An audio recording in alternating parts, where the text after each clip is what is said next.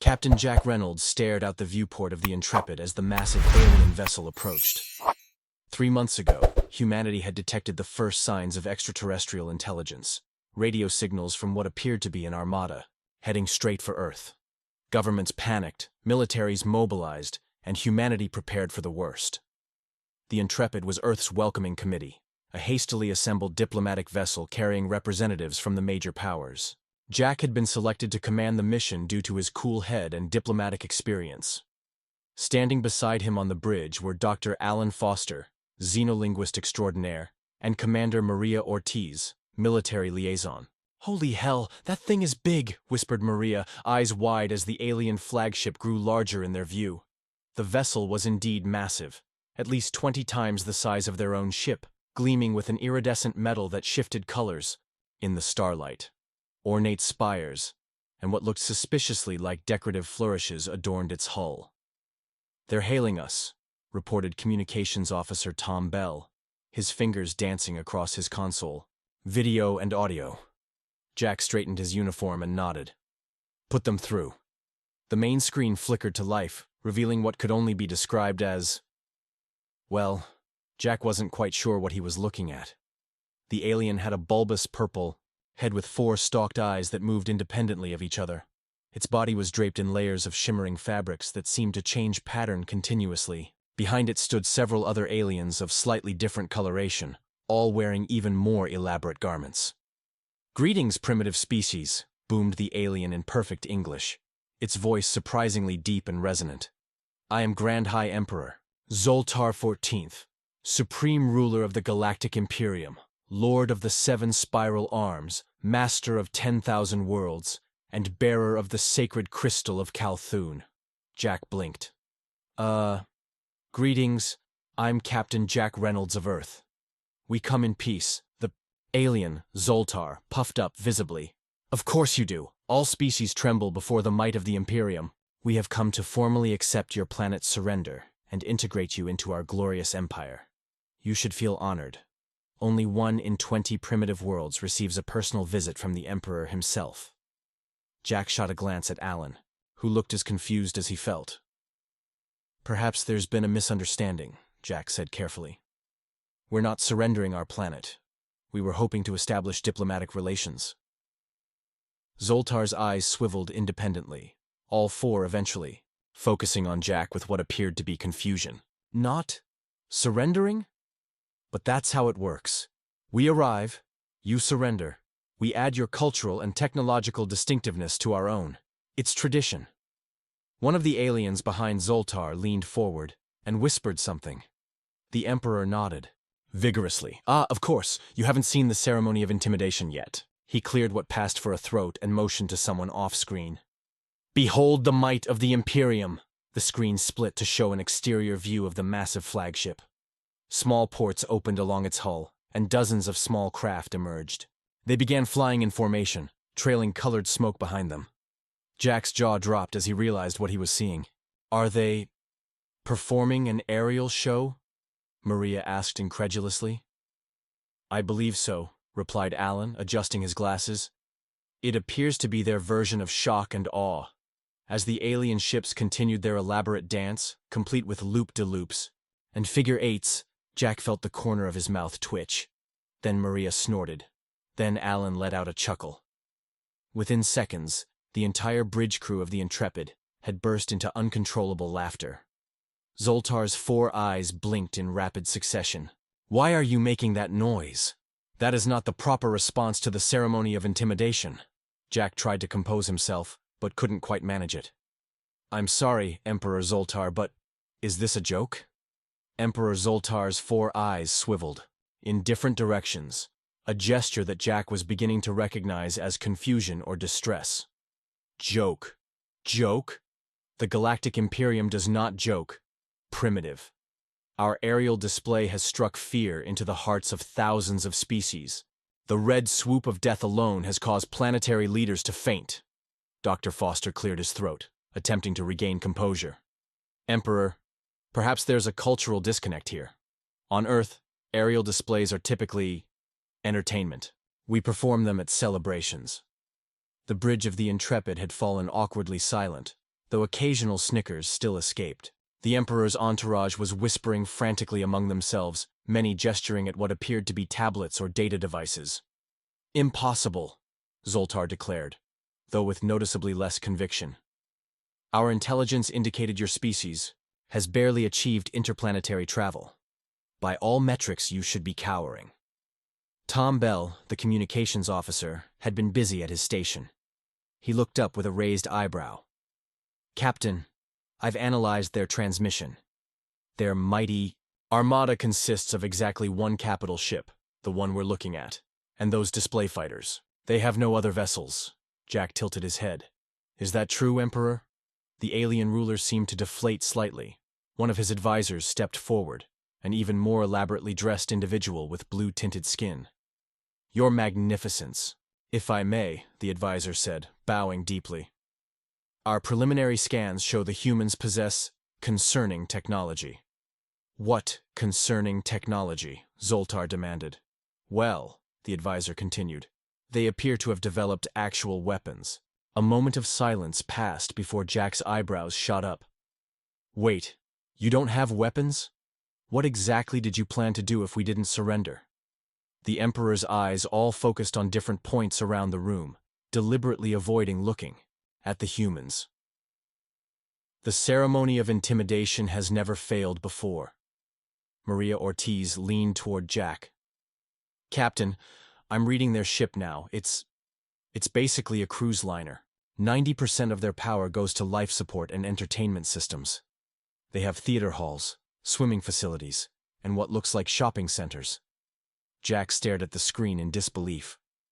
"Emperor Zoltar, let me understand this correctly. You traveled across the galaxy to conquer Earth, with no actual means of conquest?" The alien ruler puffed himself up again, his colorful garments billowing. "The Imperium conquers through cultural superiority. For 50,000 years, we have traveled the stars, impressing lesser species with our magnificence. All have recognized our rightful place as their betters. All until now," Dr. Foster murmured. Another advisor rushed into view, whispering urgently to Zoltar. The Emperor's color seemed to drain slightly, turning from vibrant purple to a sickly lavender. "Your ships," Zoltar said slowly. "Our deep scans show they contain explosive devices." "You mean weapons?" Jack asked. "Yes, Emperor. Earth has a long and unfortunately violent history. Our ships carry defensive and offensive capabilities." But why would you deliberately create tools of destruction?" Zoltar seemed genuinely disturbed. "The very concept is barbaric." Jack exchanged glances with his crew. This was getting more surreal by the minute. "Emperor," Maria interjected, "your empire spans 10,000 worlds, yet you have no weapons. How do you defend yourselves?" "Defend? Against what?" Zoltar seemed genuinely confused. "All species we encounter are primitive compared to our glorious civilization. They always surrender immediately upon witnessing our greatness." Tom Bell had continued his analysis. "Captain, I've intercepted some of their internal communications. It seems the Imperium has never encountered a species that didn't immediately capitulate to their pageantry. They've been expanding for millennia without ever fighting a war." Jack rubbed his temples. "So let me get this straight. The mighty Galactic Imperium's conquest strategy is essentially to show up, put on a good show, and hope everyone is impressed enough to join willingly?" "It is not hope," Zoltar thundered, though his voice cracked slightly. "It is the natural order. Lesser beings recognize superiority when they see it." One of the Emperor's advisors was now frantically reviewing data. "Your Magnificence, urgent. Update. The humans have thousands of these weapon devices. Some appear capable of planetary destruction." Zoltar's eyes all widened simultaneously. "Planetary destruction? But that would be uncivilized." A heavy silence fell over both bridges, the human vessel and the gaudily decorated Imperial flagship. Jack could practically see the alien Emperor's worldview crumbling before his eyes. "This is unprecedented," Zoltar finally said, his voice having lost much of its bombastic quality. "In 50,000 years of glorious expansion, we have never encountered a species so unimpressed," suggested Dr. Foster. "Dangerous," corrected the Emperor. all four eyes now fixed intently on Jack. Your people create tools specifically designed to harm others. You must be utterly barbaric, Jack sighed. Emperor, humanity has a complex history. Yes, we've fought wars, but we've also created art, music, literature, and made scientific discoveries. We're not just warriors. Maria leaned forward. Captain, if I may, their ship is completely open. No shields, no defensive systems whatsoever. They literally have nothing protecting them except the hull itself. And what a magnificent hull it is, Zoltar interjected, seeming to regain some confidence. Crafted from the finest Zortanium, mined from the sacred asteroids of Beltar 5, and decorated by the most renowned artisans of the Kadari Nebula. Jack pinched the bridge of his nose. Emperor, I think we need to have a frank discussion. You've claimed dominion over thousands of worlds, yet you have no actual means of enforcing that claim if challenged. What exactly does your rule consist of? The blue-skinned advisor stepped forward again. If I might explain, honored human. The Imperium provides cultural enrichment, technological advancement in the fields of entertainment and comfort, and most importantly, inclusion in our glorious trade network. And what do you get in return? Asked Dr. Foster. Tribute, of course, Zoltar declared. Each world sends us their finest art, their most talented performers, and a reasonable portion of their luxury goods. It is a small price to pay for our magnificent protection. Protection from what? Jack asked. You just admitted you have no weapons. The Emperor and his advisors exchanged uncomfortable glances. Well, Zoltar began hesitantly. Protection from...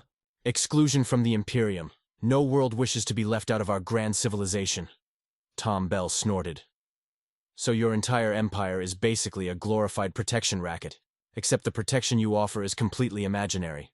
Imaginary? Zoltar's color deepened to almost magenta. We provide access to the greatest cultural experiences in the galaxy. Our theatrical productions are legendary. Our cuisine is exquisite. Our fashion... He gestured dramatically at his elaborately layered garments. Is unparalleled. Jack had been silently processing this bizarre situation. Emperor, I think there's been a fundamental misunderstanding. We're not interested in being conquered, peacefully or otherwise. Earth manages its own affairs. Zoltar seemed genuinely taken aback. But that's not how it works. All species join the Imperium. It's the natural order of things. Not anymore, Jack replied firmly. The Emperor conferred briefly with his advisors, their whispers becoming increasingly agitated. Finally, he turned, back to the screen. Perhaps we could discuss a trade agreement instead, Zoltar suggested, his tone suddenly diplomatic. Cultural exchange? We have much to offer your your developing world. Jack raised an eyebrow. Now you're talking. But first, I think we need to establish something clearly. Earth is not joining your Imperium. We're willing to consider trade and cultural exchange as equals, not as subjects. The concept of equality seemed to physically pain the Emperor, who clutched at his ornate robes dramatically. Equals? With a single planet species? The indignity. Emperor, Dr. Foster interjected gently. According to our scans, your people also originated from a single planet. The difference is simply that you've been traveling the stars longer than we have. Yes, but we've done it with such style, Zoltar protested. Another advisor approached the Emperor, this one with tentacle-like appendages carrying what appeared to be a very old scroll. After reviewing it, Zoltar's eyes widened in what appeared to be shock. It seems, the Emperor said, slowly, there is a rarely invoked provision in the ancient Imperial Code for dealing with unusually resilient species. Article 7.3.9 allows for diplomatic relations of mutual benefit without formal subjugation, in cases where a species demonstrates exceptional fortitude or unique valuable qualities. Jack couldn't help smiling. Well, there you go. Article 7.3.9 it is. The next day found Jack, Dr. Foster, and Commander Ortiz aboard the Imperial flagship, a decision that had required significant convincing of Earth's governments. The sheer opulence of the alien vessel was even more overwhelming in person. The walls were covered in what appeared to be genuine gold and precious gems. Hallways stretched wider than football fields, and everything, absolutely everything, was elaborately decorated. "This is architectural maximalism taken to an absurd extreme," whispered Dr. Foster as they were led through corridors by a small procession of Imperial attendants. "They don't seem to grasp the concept of negative space." Maria nodded. "No wonder they've never developed weapons. They've spent all their resources on whatever this is." Their guide, an alien introduced as Grand Chamberlain Dax, gestured proudly to their surroundings. "This corridor alone contains artwork from 73 different member worlds. The central ceiling mosaic took 3 centuries to complete, with each tile individually blessed by the high artists of Xanthoria." Jack tried to look impressed rather than bewildered. "It's certainly elaborate." They were led into what could only be described as a throne room. The ceiling soared at least 100 feet high, with floating platforms containing small orchestras that played alien music as they drifted about. Emperor Zoltar sat upon a massive golden throne that seemed to hover slightly above the floor, surrounded by attendants waving what looked suspiciously like fancy feather dusters. "Welcome, humans," the Emperor proclaimed. "Welcome to the heart of galactic civilization." Jack bowed slightly. "Thank you for your hospitality, Emperor. Please, be seated." Zoltar gestured to ornate chairs that materialized from the floor. "We have much to discuss." As they sat, servants rushed forward with beverages in jewel-encrusted goblets. Jack took his cautiously, sniffed it, and was surprised to find it smelled pleasantly like honeysuckle. "Now then," Zoltar began, his tone businesslike despite his ridiculous appearance. "Our analysts have been reviewing what little information we have about your world. It seems you humans are quite unique." "How so?" asked Dr. Foster. The blue-skinned advisor from yesterday stepped forward with a data tablet. "For one, your species appears to be the only one we've encountered that developed projectile weapons before achieving faster-than-light travel. Most civilizations focus on transportation and communication technologies." "Also," added another advisor, this one with tentacle-like appendages, "your entertainment includes simulated conflict. Your movies and video games depict violence." "For amusement," Jack exchanged glances with his colleagues. "I suppose that's true. Humanity has always had a complicated relationship with conflict." Emperor Zoltar leaned forward, all 4 eyes focused intently on Jack. "Tell me, Captain Reynolds, does your species truly destroy parts of your own world in these wars?" "Unfortunately, yes," Jack admitted. "Our history includes many conflicts." The Emperor shuddered visibly. "Barbaric, and yet fascinating. In all our travels, we've never encountered a species quite like yours." "Perhaps that's why your usual approach didn't work on us," suggested Maria. "We're accustomed to threat displays, real or implied." Zoltar nodded thoughtfully. Yes. Our ceremonial intimidation techniques rely on the assumption that all rational beings wish to avoid conflict. But your species? You've become desensitized." Dr. Foster cleared his throat. "I wouldn't put it quite that way. We value peace, but we're prepared to defend ourselves when necessary." "Which brings us to our current situation," Jack said. "Emperor, I'll be direct. Earth has no interest in becoming part of your Imperium. However, we are interested in peaceful relations, cultural exchange, and potentially trade." The Emperor's 4 eyes blinked in sequence. "Yes. Article 7.3.9. The exception clause." He sighed dramatically. "Very well. But I must ask, what could your violent little world possibly offer the glorious Imperium?" Jack smiled. "Well, for starters, we make pretty good action movies." 6 months later, Jack found himself once again aboard the Imperial flagship, though under vastly different circumstances. What had begun as tense first contact had evolved into something unexpected, a cultural phenomenon.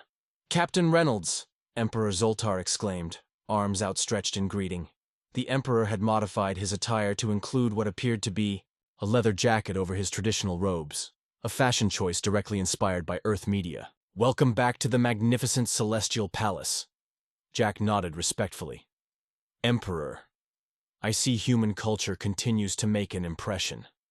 "Impression? It's a revolution." Zoltar gestured expansively around the throne room, which had undergone significant changes. The floating orchestras remained, but they were now playing recognizable Earth music, mostly classic rock. Screens showed what appeared to be action movies, and many of the imperial court were dressed in approximations of human clothing. Your entertainment has swept through the Imperium like wildfire, the Emperor continued. Particularly these action films. To think, creating dramatic narratives around conflict. The concept was entirely foreign to us. Dr. Foster, who had accompanied Jack on this follow-up mission, nodded. Cultural exchange often yields unexpected results. Unexpected indeed, Zoltar agreed enthusiastically. The trade agreement has been extraordinarily profitable. Your world receives our luxury goods, art, and comfort technology, while we receive your movies, music, and literature. Both sides are satisfied. Jack had to admit the arrangement had worked out surprisingly well. Earth governments had initially been skeptical about trading with an alien empire, but the Imperium's advanced comfort technologies, gravity control, climate, regulation systems, and entertainment devices had proven highly valuable. In return, the aliens had developed an insatiable appetite for human creative content. The latest shipment of action films has been particularly popular, the blue-skinned advisor noted, approaching with data tablets. Die Hard has become mandatory viewing in all Imperial educational institutions. That's flattering, Jack replied, not entirely sure how to feel about alien children studying John McClane. Come. Zoltar rose from his throne. We've prepared a special demonstration. For your visit, the humans were led through the ornate corridors to an enormous chamber that Jack hadn't seen on his previous visit. Inside was what appeared to be a recreation of an Earth City street, populated by aliens in human clothing performing what seemed to be... Is this a play? Dr. Foster asked, adjusting his glasses. Better, Zoltar declared proudly. It's an action sequence, our first attempt at creating human-style entertainment. What followed was perhaps the most bizarre interpretation of an action scene Jack had ever witnessed. Aliens dramatically pretended to fight in slow motion, making exaggerated explosion sounds with their mouths. One performer repeatedly yelled, "Yippee-ki-yay!" while sliding across the floor. What do you think? Zoltar asked eagerly. We've studied your Die Hard and Mission Impossible extensively. Jack exchanged glances with Dr. Foster, both struggling to maintain diplomatic composure. It's certainly energetic, Jack managed. The choreography is quite creative, Foster added diplomatically. The Emperor beamed with pride. This is just the beginning.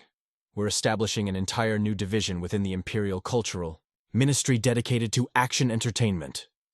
As they watched the bizarre performance continue, a thought suddenly struck Jack. Emperor, has this new interest in action entertainment affected the Imperium in other ways? Zoltar's expression turned thoughtful. Indeed it has. For the first time in our 50,000-year history, we're experiencing dissent. Dissent? Jack asked, surprised. Yes, the Emperor sighed. After viewing your action films, some worlds have begun questioning the traditional imperial hierarchy. They've started using phrases like independence and self-determination. Most troubling, Dr. Foster leaned forward. And how is the Imperium responding to this dissent? Well, that's partly why we invited you here, Zoltar admitted. We find ourselves in need of consultation. Jack eyed the Emperor warily. Consultation about handling dissent? I hope you're not asking us to help you suppress these worlds. All four of Zoltar's eyes blinked rapidly. Suppress? Heavens no. We have no means of suppression, Captain Reynolds.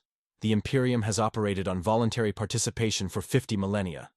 But now, inspired by your human action heroes, some worlds are declaring themselves independent and refusing to send tribute. And you've never dealt with this before? Dr. Foster asked incredulously. The blue-skinned advisor stepped forward. Never in recorded Imperial history. The benefits of Imperial membership have always been self-evident. But now, he gestured helplessly. These worlds speak of freedom and fighting the system, like your John McClane. Jack couldn't help but smile. So human action movies have accidentally sparked a revolution across your empire. Not a revolution, Zoltar insisted, looking genuinely distressed. A Diplomatic reorganization. These worlds still wish to participate in imperial culture and trade. They simply no longer wish to acknowledge imperial authority or pay tribute. So they want the benefits without the obligations, Maria observed dryly. She had been quietly taking notes throughout the exchange. Precisely, Zoltar exclaimed. Most troubling. And we have no precedent for handling such a situation. Jack considered this carefully. Emperor, if I may speak frankly, it sounds like what you're experiencing is the natural evolution of a society. Maybe the Imperium needs to adapt. Adapt? In what way? Zoltar appeared genuinely curious. Well, Jack said, choosing his words carefully, perhaps instead of an empire with tributary worlds, you could become something more like a federation or union of equal partners. The concept seemed to physically pain the Emperor, who clutched dramatically at his chest. Equal partners, with former tributary worlds. The very idea. Dr. Foster intervened smoothly. Emperor, if I may. Human. History suggests that cooperative alliances often prove more stable and mutually beneficial than hierarchical empires.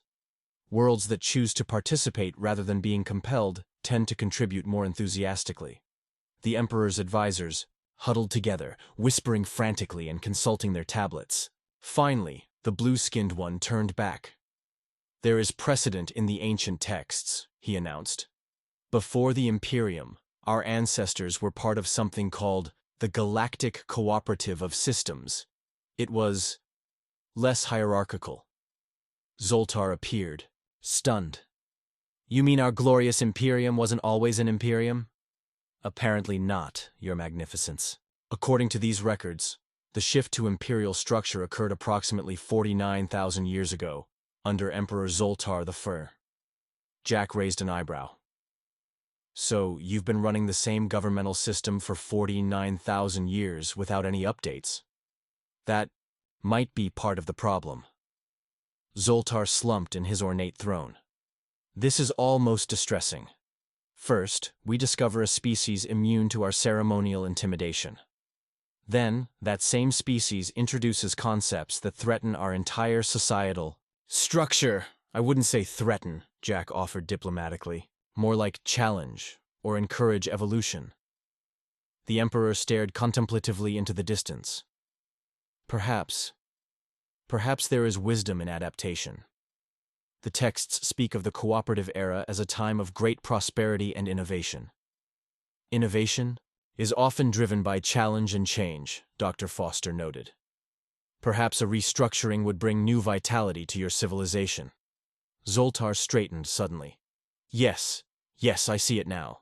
A grand reimagining of the Imperium. Not an end, but a transformation.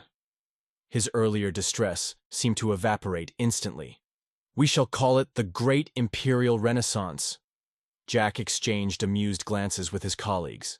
The Emperor's ability to reframe challenges as triumphs was almost admirable.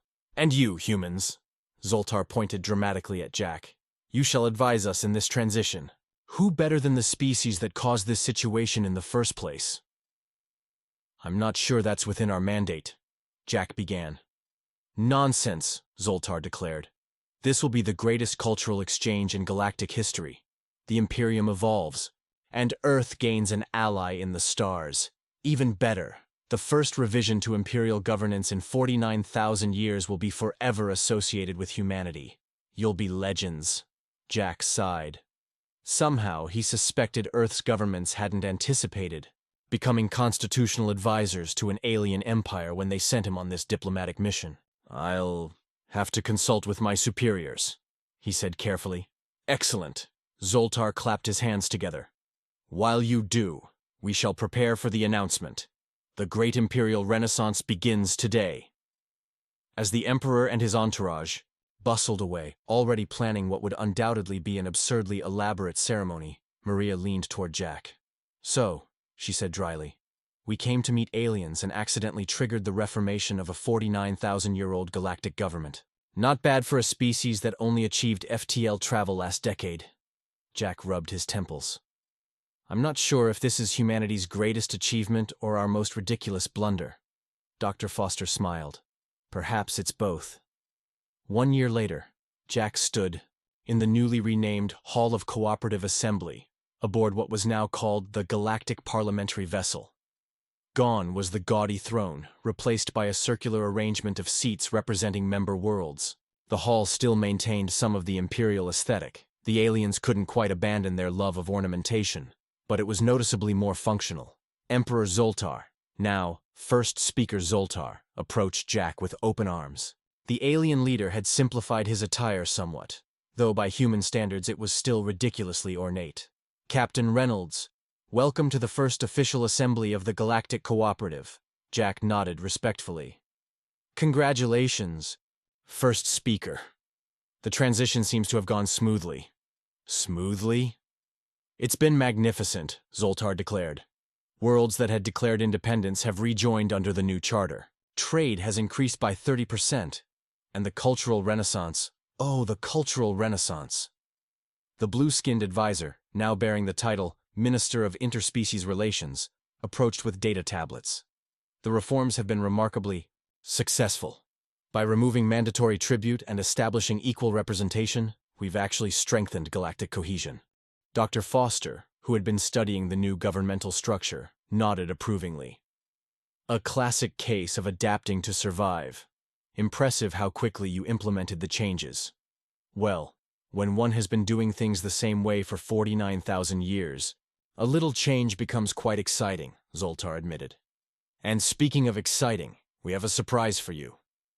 The first speaker led them to a newly constructed wing of the massive vessel. As the doors slid open, Jack was stunned to see what appeared to be an exact replica of Times Square, complete with billboards showing human entertainment.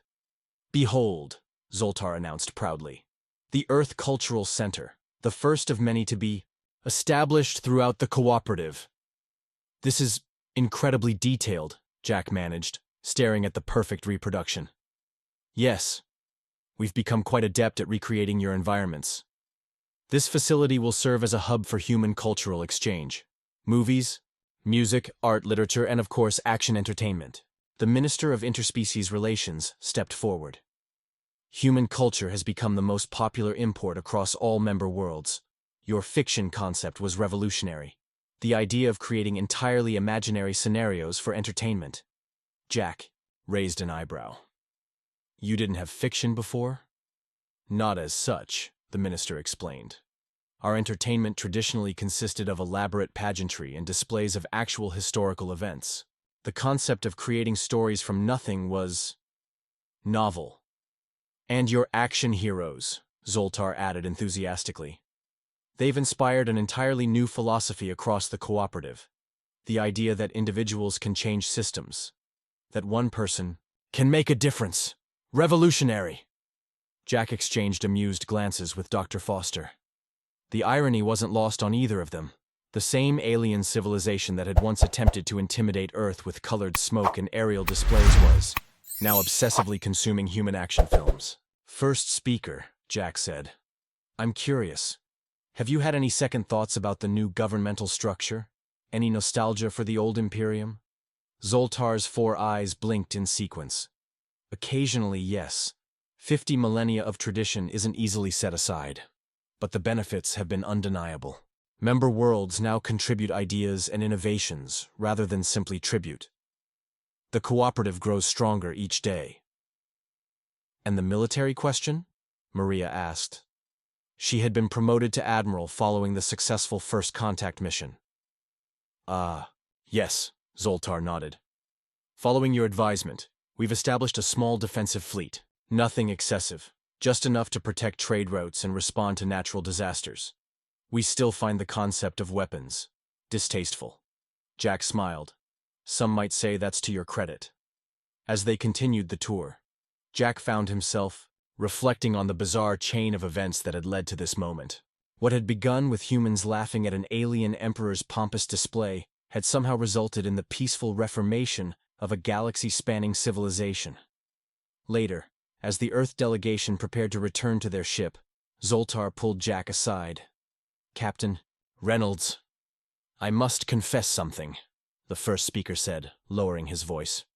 When we first encountered Earth, We thought you primitives had nothing to offer the glorious Imperium.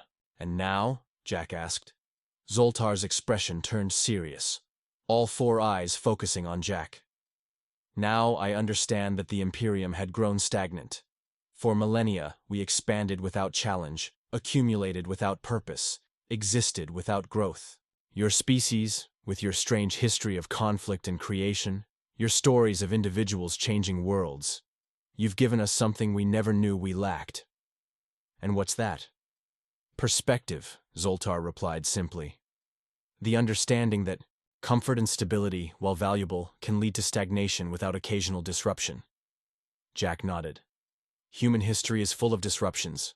We've learned to adapt. Indeed. Zoltar's mood brightened instantly. And now, so have we. The Galactic Cooperative enters a new era, and humanity stands as our honored partner. As Jack boarded the shuttle back to the Intrepid, he couldn't help but smile at the absurdity of it all. Humanity had spent centuries wondering if first contact would bring destruction, subjugation, or enlightenment. Nobody had anticipated that. It would involve laughing at pompous aliens who then became obsessed with Die Hard. Perhaps, Jack reflected, that was the most human outcome of all.